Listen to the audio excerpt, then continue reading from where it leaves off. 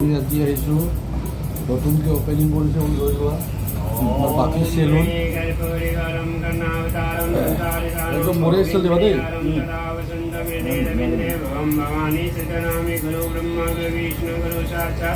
देवो भव तुमेव माता च पिता त्वमेव बन्धु च सखा त्वमेव विद्या ध्रुवं त्वमेव सर्वं मम देवते ओम श्री गणपत्याय विनोम जय गणेश जय गणेश वो चुली काटिले बापी ताते काटो গম পাইছা না महादेवा एकदन्त्या মই ইয়াৰ লগত বহুত বছৰ সম্পৰ্ক চুলি কাটা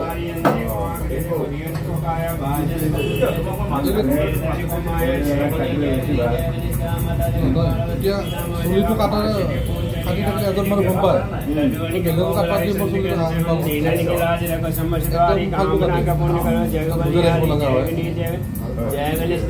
গণেশজী একদম বঢ়িয়া পূজা কৰ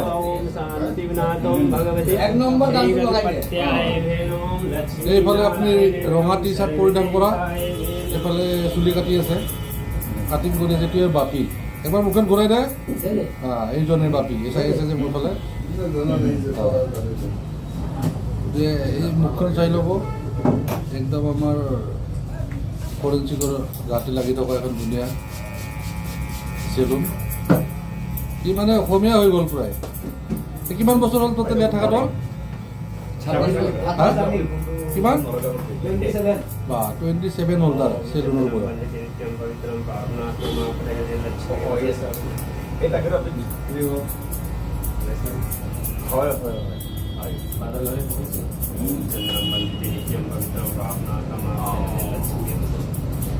गर्मी लगी छो जरूर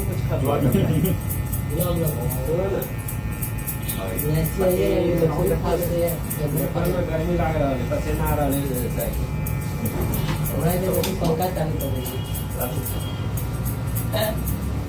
ठीक है सर तो हाय हाय ठीक है सर 15 तारीख को এইটো চেলুনখন এই কোণাৰ পৰা আহিল তলত তলৰ পৰা আহিল আকৌ তলত তলৰ পৰা এইবাৰ ওপৰত হা এইবাৰ ওপৰৰ ফালে চাব লাগিব হা তিনিবাৰ হ'ল বাসস্থানটো জেগাত ঠিক জেগাত দি আছে বদলা নাই হা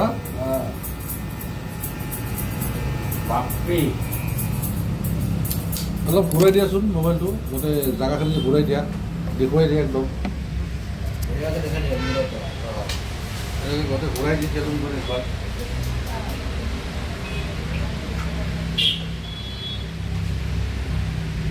সুন্দৰ চেলুন আপোনালোকে ইয়াত আহি পেলাই বাপীৰ লগত যোগাযোগ কৰি কাটিব পাৰে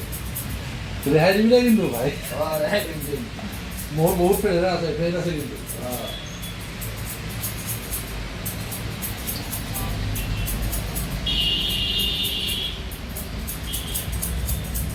বঢ়িয়া দাদাই আমাক কেমেৰা কৰিছে আমাৰ কাটিং হৈ আছে এতিয়া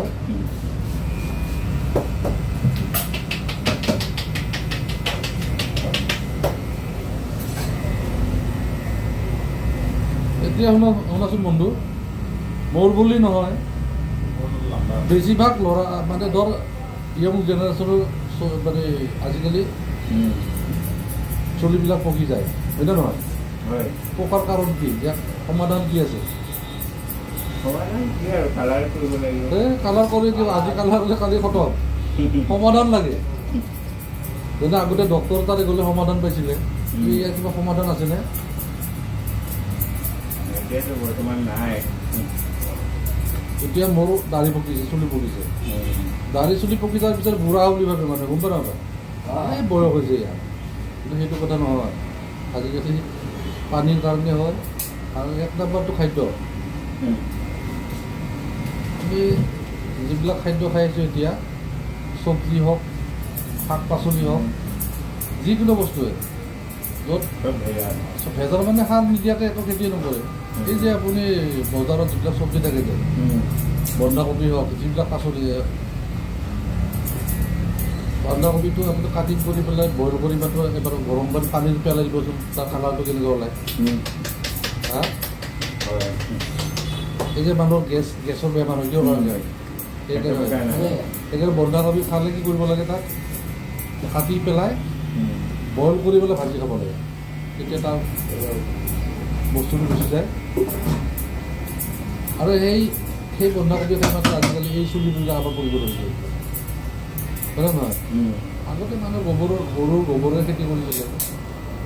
মোৰ তাত ধানৰ বেমাৰ নাছিলে। বেছি ডেঞ্জাৰ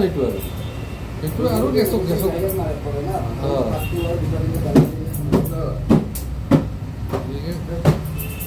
শাক পাচলিবিলাক খালী কথা ভাল একদম হ'ব লগা নোৱাৰি।